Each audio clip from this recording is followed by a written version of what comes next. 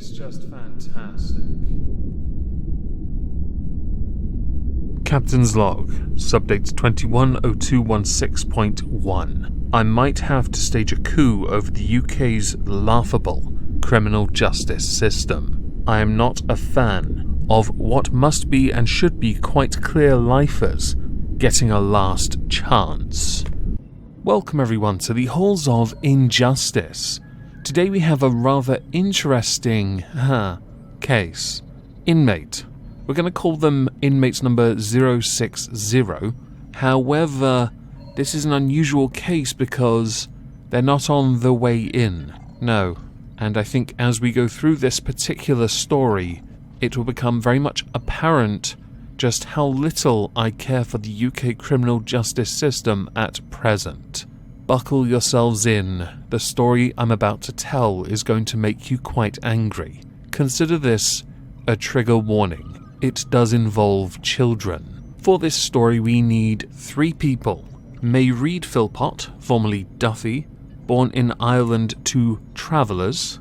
Mick Philpott, who we'll talk about in a moment, and a family friend, Paul Mosley. Mairead Philpott has a bit of a thing for certain types of men. She likes the ones that hit her back. We know this because of her first relationship with her, and then Mick being the second, who she married at the age of 19 in 2003. She had a number of children with Mick Philpott.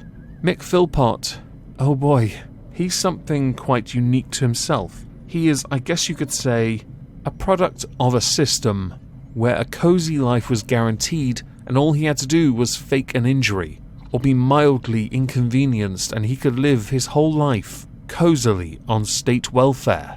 The problem here is, while he appeared on television bragging about how good a father he was, it was later discovered he was anything but.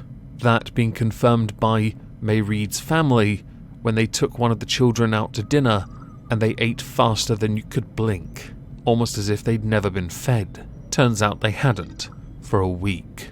Beyond school meals, that is, which had to last. But we're going to go back a little with Mick Philpott. He has his own wiki page. Mairead does not, we'll get to that later.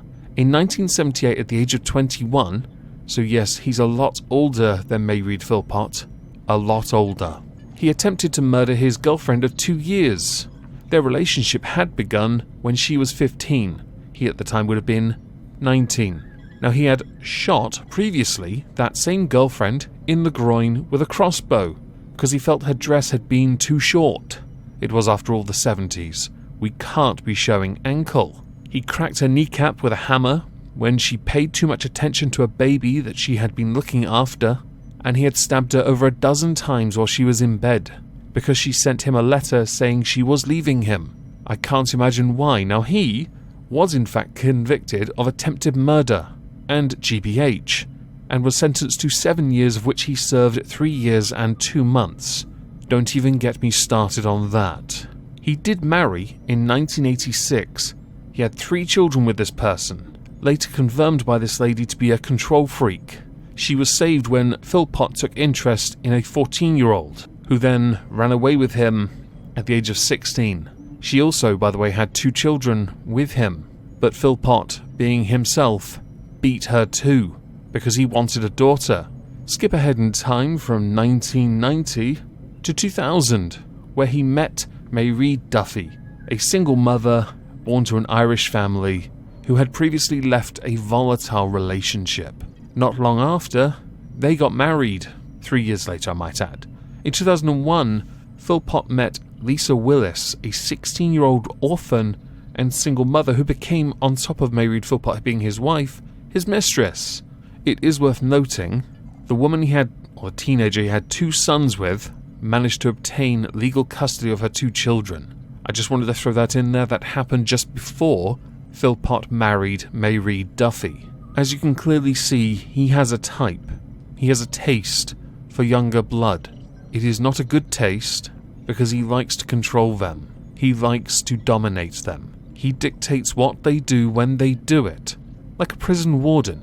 You don't go to the bathroom unless I grant you permission to do so. For Mairead Duffy's family, he put on a show. but he did also keep the grandchildren away from them so they could only see the grandchildren when he was taking some of them to school. And in before I forget the rather unusual relationship of having a wife and a mistress, the mistress was the bridesmaid at their wedding, and at one point both were pregnant at exactly the same time. How incredibly exciting.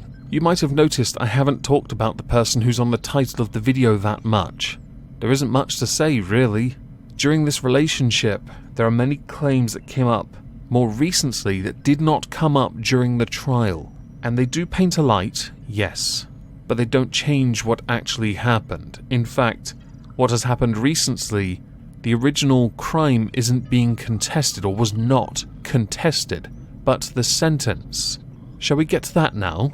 On the 11th of May 2012, the home of the Philpotts at 18 Victory Road, Osmaston, Derby, was ablaze. In the house at the time were 6 children, 5 of whom were asleep upstairs, and all did in fact pass away at the scene. Half-brother Duane, aged 13, passed away in hospital 2 days later. All were attributed to excessive smoke inhalation. The public were on the side of the Philpotts when this happened. They were on their side because it didn't take long for the police to confirm this was arson when they found fuel, gasoline, petrol in the letterbox. They did a very public statement with the police. They appeared on television, in fact, which wasn't the first time Mick Philpott had been on television. I'll link a Jeremy Kyle thing. It is quite bad, but it was before this. There were very large gatherings. There were flowers. The people, the support of the community was on the side of the Philpotts. Now, there was a fair amount of criticism, but of course, for the sake of optics, it was irrelevant. The criticism was levied at the fact that they were benefit scroungers. They always had been, and they will more than likely always will be, eventually. They were a product of a system. There was a debate between Anne Widdecombe and Owen Jones about this, in fact. They debated about whether or not the deaths of the children were to be attributed, blame-wise, not just to those who committed the crime, but also to the governments who enabled this kind of lifestyle. Now, I don't tend to care for that, but I can certainly empathise with the mentality that goes behind it. And there is a point to it. Owen Jones understandably took the side of, you shouldn't be showing children to make a political point. And Widdecombe shut him down. There is some merit to both sides of an argument on this. My view is, 6 people died. I'll be honest, if I'm going to blame anyone, it's going to be the people responsible. 14 days had passed between the police announcing that this was in fact a murder investigation, and the police had grown a little suspicious. They grew suspicious because Mick Philpott is not the smartest man. If it wasn't obvious enough, he's smart in one very key area, and that is how to control young, vulnerable women, the same kind he has had up to 15 children with. Beyond that, he is remarkably dumb, and the police noticed something about him. Now, I can tell you with hand on both of my hearts, grief is incredibly painful. If any of you have gone through it, you know what it feels like to lose someone close to you. Mick Philpott, though, is a bit different. You see, Mick Philpott was enjoying the media attention. He was lavishing it. He was savouring it. And this got the police a tad annoyed. So they did something. Something clever, by the way. They bugged the hotel they were using. That audio clip, by the way, is on YouTube, and I can't translate it. I don't speak Mick Philpott, but I'll play a clip for you now. What did you say? Tell me what you said to him then. What did you say about how many times I went up ladders?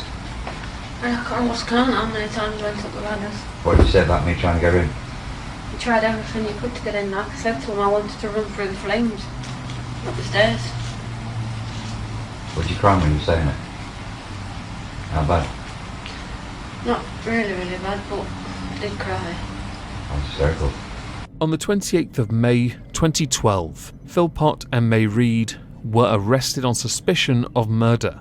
After seeking additional time for questioning, they were charged with it on the 30th of May. They had found near the house a discarded petrol container and a glove. Forensic investigators discovered that the clothes of the Philpotts and of Paul Mosley had petrol on them. So on November the 5th, Paul Mosley was arrested and charged with murder. These charges were later downgraded to manslaughter. The reason, if you're curious as to why the charges were reduced, is because they hadn't intended to kill the children. Instead, they wanted to frame Willis for the fire and win back custody of the children and continue to claim benefits for them. Who is Willis, you ask?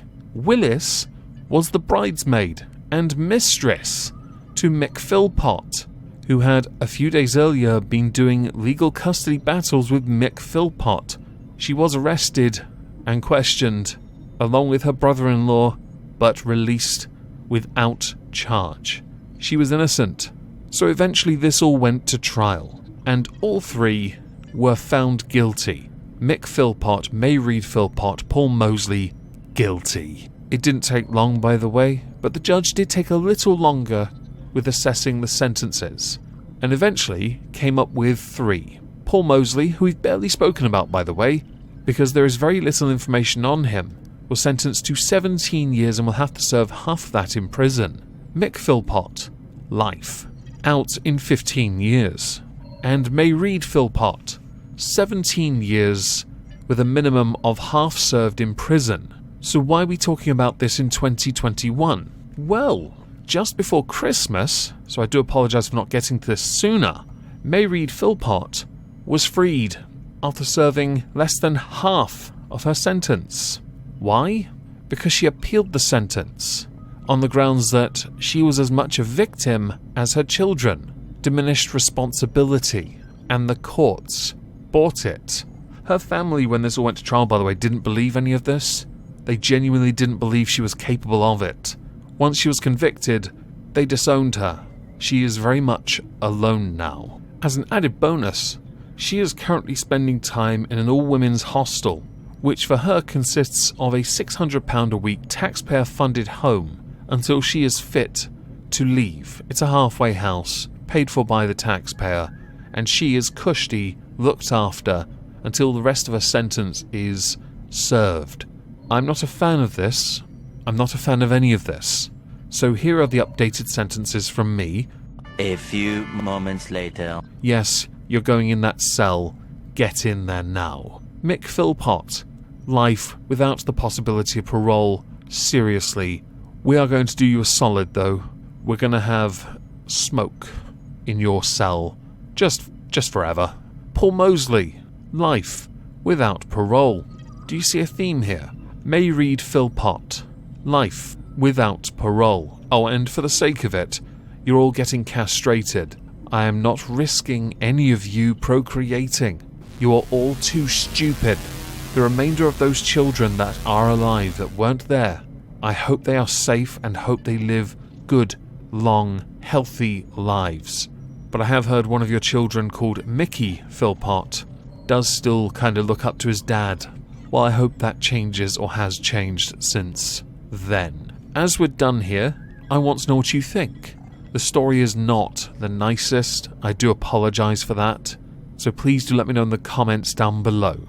I hope you'll have a fantastic day, and thank you all very much for listening.